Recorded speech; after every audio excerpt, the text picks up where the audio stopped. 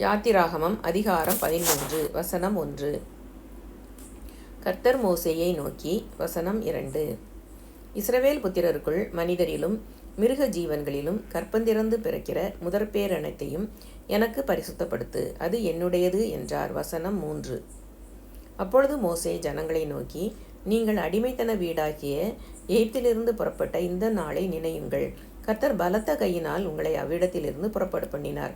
ஆகையால் நீங்கள் புளித்த அப்பம் புசிக்க வேண்டாம். வசனம் 4. ஆபிப் மாதத்தின் இந்த நாளிலே நீங்கள் புறப்பட்டீர்கள். வசனம் 5. ஆகையால் கர்த்தர் உனக்கு கொடுப்பேன் என்று உன் பிதாக்களுக்கு ஆணையிட்டதும் பாலும் தேனும் ஓடுகிறதுமான தேசமாகிய கானானியர், ஏத்தியர், எமோரியர், ஏவியர், எபூசியர் என்பவர்களுடைய தேசத்துக்கு உன்னை வரப்பண்ணும் காலத்தில் நீ இந்த மாதத்திலே இந்த ஆராதனையை செய்வாயாக. வசனம் 6. புளிப்பில்லா அப்பத்தை 7 நாளளவும் புசிக்க கடவாய். 7ஆம் நாளிலே கர்த்தருக்கு பண்டிகை ஆசரிக்கப்படுவதாக. வசனம் 7. அந்த 7 நாளும் புளிப்புள்ள அப்பம் புசிக்க வேண்டும். புளிப்புள்ள அப்பம் உன்னிடத்திலே காணப்பட வேண்டாம். உன் எல்லைக்குள் எங்கும் புளித்த மாவும் உன்னிடத்தில் காணப்பட வேண்டாம். வசனம் 8. அந்நாளில் நீ உன் புத்திரனை நோக்கி, நான் எகிப்திலிருந்து புறப்படுகையில் கர்த்தர் எனக்கு செய்ததற்காக இப்படி நடப்பிக்கப்படுகிறது என்று சொல். வசனம் 9. கர்த்தரின் நியாய பிரமாணம் உன் வாயில் இருக்கும்படிக்கு இது உன் கையிலே ஒரு அடையாளமாகவும் உன் கண்களின் நடுவே நினைப்பூட்டுதலாகவும் இருக்க கடவது. பலத்த கையினால் கர்த்தர் உன்னை எகிப்திலிருந்து புறப்பட பண்ணினார். வசனம் 10. ஆகையால் நீ வருஷந்தோறும் குறித்த காலத்தில் இந்த நியாயத்தை ஆசரித்து வருவாயாக. வசனம் 11.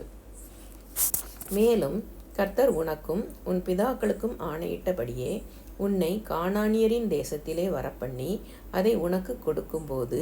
வசனம் 12. கற்பந்திறந்து பிறக்கும் அனைத்தையும் உனக்கு இருக்கும் மிருக ஜீவன்களின் தலையீற்றனைத்தையும் கர்த்தருக்கு ஒப்பு கொடுப்பாயாக.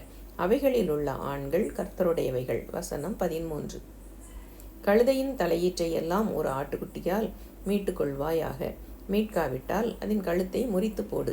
உன் பிள்ளைகளில் முதற்பேரான சகல நரஜீவனையும் மீட்டுக்கொள்வாயாக.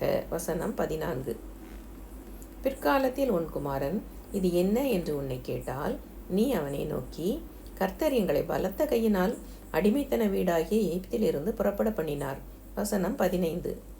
எங்களை விடாதபடிக்கு பார்வோன் கடினப்பட்டிருக்கும் போது கர்த்தர் எகிப்து தேசத்தில் மனிதனின் தலைப்பிள்ளைகள் முதல் மிருக ஜீவன்களின் தலையீற்றுகள் வரைக்கும் உண்டாயிருந்த முதற்பேர்கள் யாவையும் கொன்று போட்டார்.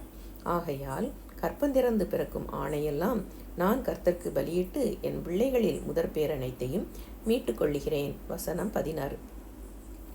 கர்த்தர் எங்களை பலத்த கையினால் எகிப்தில் இருந்து புறப்பட பண்ணினதற்கு இது உன் கையில் அடையாளமாகவும் உன் கண்களின் நடுவே ஞாபகக்குறியாகவும் இருக்க கடவது என்று சொல்வாயாக என்றான்.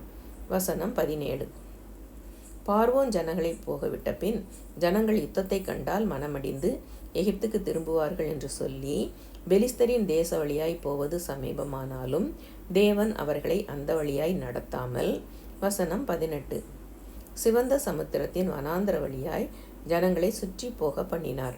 இஸ்ரவேல் புத்திரர் எகிப்து தேசத்தில் இருந்து அணி அணியாய் புறப்பட்டு போனார்கள். வசனம் 19.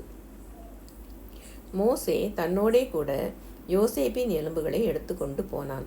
தேவன் நிச்சயமாய் உங்களை சந்திப்பார்.